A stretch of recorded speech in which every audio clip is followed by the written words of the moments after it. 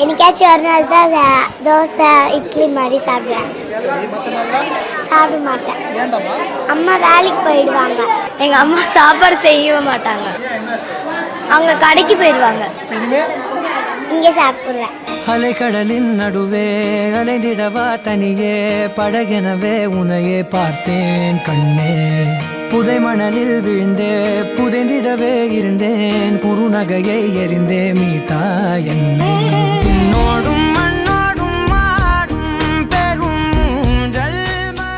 எங்கள் வீட்டில் சமையல் பண்ணல அப்படின்னு ஒரு மாணவி சொன்னார். மதியானம் ஸ்கூல்ல போய் சாப்பிட்டுக்கோ அப்படின்னு அம்மா சொல்லிட்டாங்க அப்படின்னு இன்னொரு